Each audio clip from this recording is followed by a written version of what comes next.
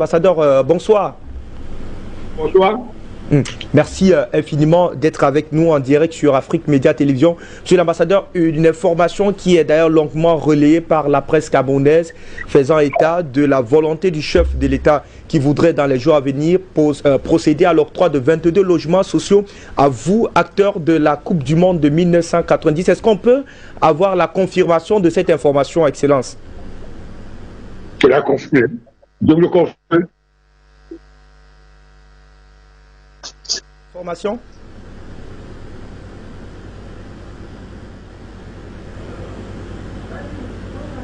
Excellent, vous dites, vous confirmez cette information?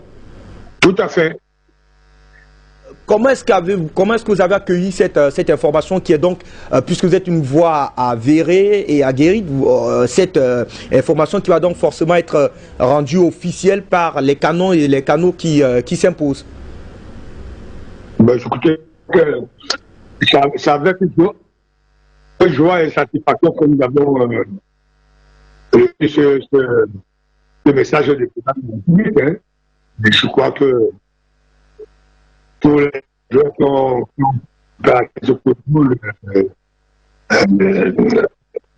sont contents de ce don. C'est un don que le chef d'État a fait au 22 Lions. Ce n'est pas la demande, des joueurs, d'un don que le chef d'État a fait après tout le monde. Donc le don est été en Berne pendant 30 ans. Et nous avons profité de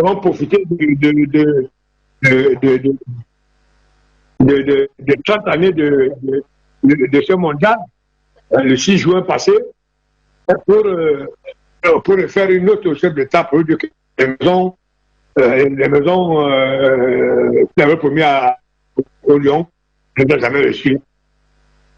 Voilà comment est-ce que hier, le directeur général de la SIC m'a appelé pour m'annoncer une bonne nouvelle.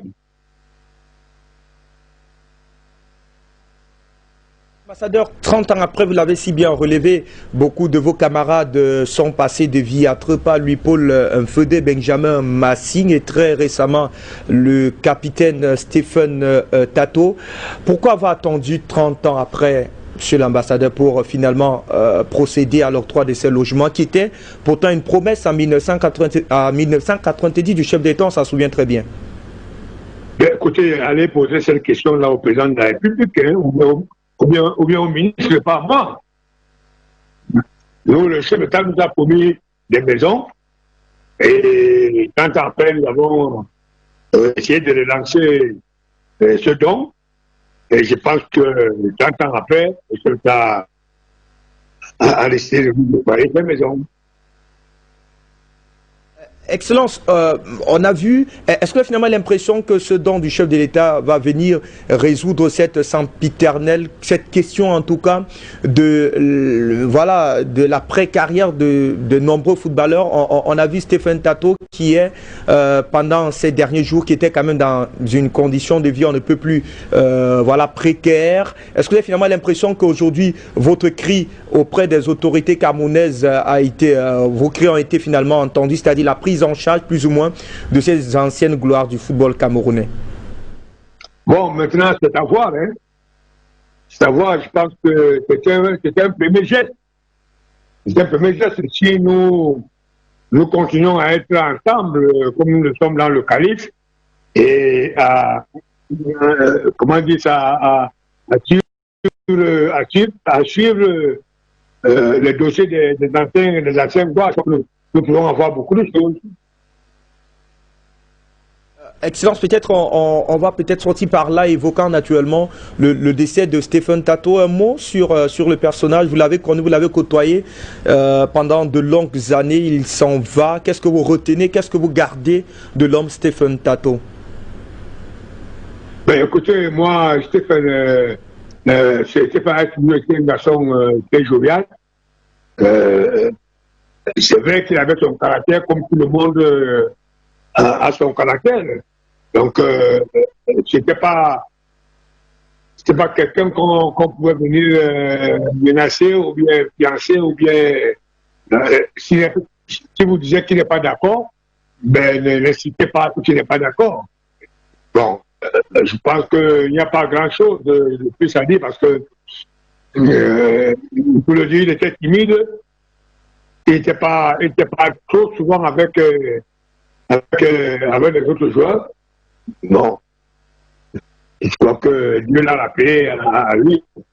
Nous acceptons cette décision. Maroc, que vous connaissez d'ailleurs, une préoccupation de lui à votre endroit. Emma. Bonsoir, Excellence. Bonsoir, Excellence. Allô? Ouais, bonsoir, Excellence. Et bonsoir. Ah ouais, monsieur l'ambassadeur, nous vous savons gré d'être avec nous en plateau pour cet échange. Ma préoccupation, elle est la suivante. Est-ce que c'est après la mort de Stéphane Tato que vous, personnellement, vous vous êtes engagé à faire savoir au président de la République que ce qui vous avait promis il y a 30 ans comme logement n'était pas encore disponible? Est-ce que c'est la mort de Tato qui vous a motivé ou bien vous l'aviez dans un coin de votre tête, Excellence, l'ambassadeur itinérant? Monsieur, 2 semaines avant que nous avons fait cette note, 2 semaines avant le décès de Tato, 2 semaines avant le décès. C'est depuis le 6 juin, quand il y a même pas 2 semaines. Hein? C'est depuis le 6 juin que nous avons fait cette note. Donc je suis surpris que les gens viennent dire que c'est de Stéphane Tato que le chef d'État nous... Ça c'est une insulte au chef de l'État. Et on ne peut pas accepter cela. On ne peut pas accepter cela. Je crois qu'il faut être logique dans tout ce qu'on fait. Voilà, donc c'est 2 semaines, même 2 semaines. Quand vous prenez le 6 juin, le 6 juin, aujourd'hui, ça fait 1 mois que nous avons fait cette note. Vraiment, tout ce qui bavarde, qui comprennent que nous, on ne bavarde pas. Au calife, nous, on ne bavarde pas. Mais on agit. C'est pour cette raison que nous sommes très contents de ce que le chef vient de faire pour ces peuples. Monsieur l'ambassadeur, sortira par là les obsèques de Stéphane, c'est pour très bientôt. Au niveau des anciennes gloires, est-ce qu'on se prépare pour des obsèques dignes à la hauteur de l'illustre disparu? Ben écoutez, nous sommes en train de nous préparer. Nous avons demain 2 à 3 à réunion. On vient de quitter l'avion de tantôt. Donc, nous essayons de mettre tout en place pour que vraiment le chef soit illuminé en grande forme. L'ambassadeur itinérant d'avoir répondu à nos questions dans le cadre de ce programme sur Afrique Média. C'est moi qui vous remercie.